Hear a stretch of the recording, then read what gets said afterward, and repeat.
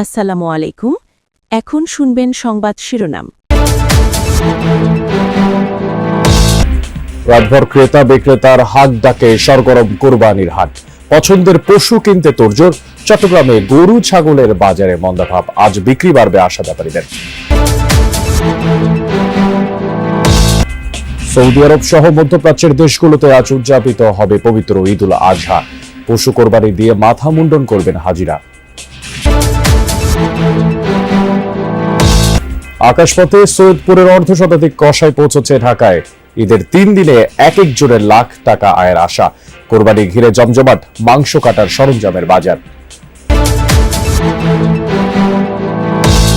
আমিনবাজারে চামড়া সংগ্রহে শেষ মুহূর্তের ব্যস্ততা।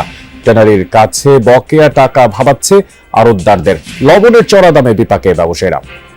এখন শুনবেন বিস্তারিত। হঠাৎ পাল্টে গেছে চট্টগ্রামের পশুর হাটের চিত্র। গরু বেশি, ক্রেতা কম। আর শেষ দিনে এসেও অনেক গরু রয়েছে অবিকৃত। দূর দূরান্ত থেকে আসা ব্যাপারীদের কপালে পড়েছে চিন্তার ভাঁজ। চট্টগ্রামে স্থায়ী অস্থায়ী সব হাটে মন্দাভাব। ক্রেতা সংকটের কারণে দাম পড়তির দিকে। গরু আছে পর্যাপ্ত, সে তুলনায় ক্রেতা সমাগম কম। শেষ মুহূর্তে চট্টগ্রামে স্থায়ী অস্থায়ী প্রায় সব হাটের চিত্র এমন। বৃহত্তর চট্টগ্রামের পাশাপাশি কুষ্টিয়া, জামালপুর, চাঁপাইনবাবগঞ্জ, দিনাজপুর, ফরিদপুর সহ বিভিন্ন জেলা থেকে ট্রাকে ট্রাকে এসেছে গরু। ক্রেতা সংকটের কারণে দুদিন ধরে দাম পড়তির দিকে। বাহারি নামের বড় গরু প্রচুর, তবে ছোট ও মাঝারি গরুর চাহিদা বেশি।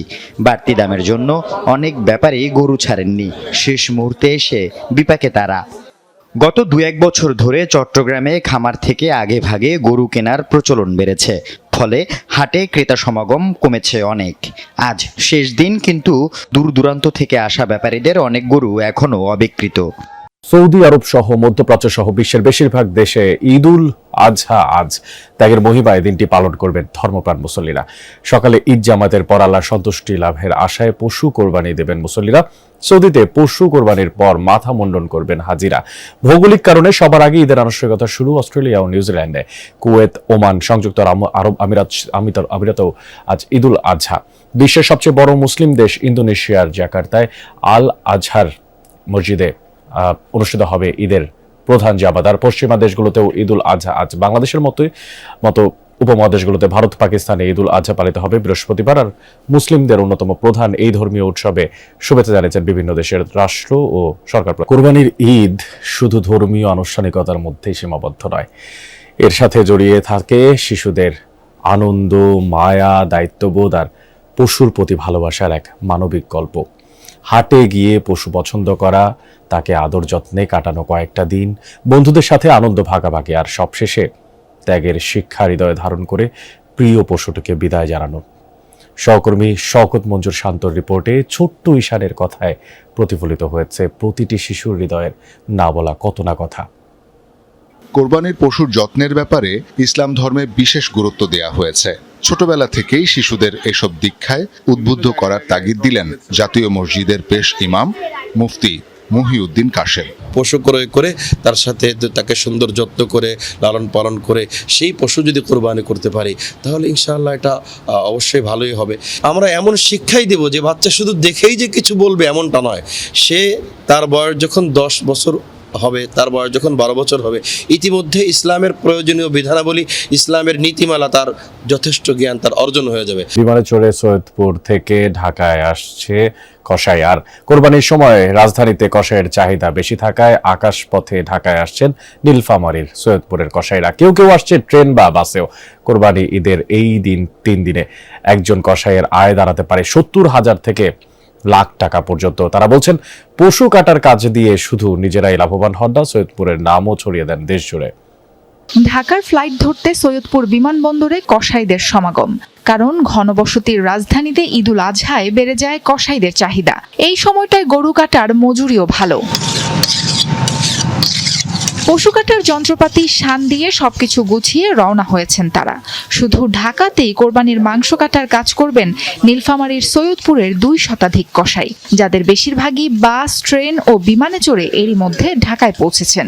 আশা ঈদের 3 দিন কোরবানির পশু কেটে বাড়তি আয় করা। প্রতি বছরই এই মৌসুমের জন্য অপেক্ষায় থাকেন উত্তরের এই অঞ্চলের দক্ষ কসাইরা। 4 জন করে একটি গ্রুপে পশু কাটার কাজ করবেন তারা।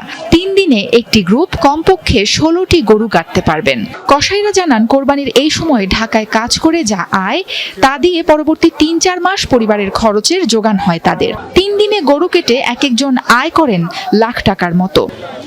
সৈয়দপুর মাংস ব্যবসায়ী সমিতির সভাপতি জানান, ঢাকায় দক্ষ কসাইয়ের অভাব, তাই কয়েক যুগ ধরে এই মৌসুমে দল বেঁধে আসেন তারা। কোরবানির ঈদকে সামনে রেখে মাসখানেক আগে থেকেই সৈয়দপুরের কসাইদের বুকিং দিয়ে রেখেছেন ঢাকার অনেকে। কোরবানির ঈদ ঘিরে বেশ জমে উঠেছে মাংস কাটার সরঞ্জামের বাজার। কামারপাড়ার পাশাপাশি অনলাইন থেকে ওই সব সরঞ্জাম সংগ্রহ করছেন অনেকে, আর ক্রেতাদের অভিযোগ বাড়তি চাহিদার সুযোগ নিচ্ছেন দোকানিরা। যদিও কারিগররা বলছেন কাঁচামালের দাম বাড়ার প্রভাব পড়েছে এই সব সরঞ্জামের উপর। কারিগরের হাতুড়ির আঘাতে কয়লার আগুনের দগদগে লাল লোহা রূপ নিচ্ছে দা, ছুরি, চাপাতি সহ নানান সরঞ্জামে। কোরবানির ঈদের সময় বরাবরই এসব সরঞ্জামের চাহিদা অনেকটা বাড়ে। ক্রেতাদের অভিযোগ, বাড়তি চাহিদার সুযোগ কাজে লাগিয়ে দাম বাড়িয়ে দেওয়া হয়েছে। তবে কারিগররা জানালেন, কয়লা ও লোহার দাম বাড়ায় এসব সরঞ্জামের বাজার এখন ঊর্ধ্বমুখী। শেষ মুহূর্তের প্রস্তুতিতে ব্যস্ত সময় পার করছেন আমিনবাজারের চামড়ার আড়তদাররা। ঢাকা আরিচা মহাসড়কের পাশে আর হেমায়তপুর ট্যানারি নগরী থেকে খুব দূরে না হয় ভৌগোলিকভাবে চামড়া ব্যবসায়ীদের কাছে আমিনবাজারের গুরুত্ব অনেক। তবে অবকাঠামো সংকট আর ট্যানারির কাছে বকেয়া অনাদায়ের ভোগাচ্ছে আড়তদারদের।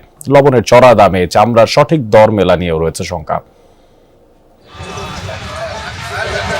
তুরাগ নদীর কোল ঘেঁষা সাভারের আমিনবাজার কাঁচা চামড়ার ব্যবসার অন্যতম বাণিজ্যিক কেন্দ্র।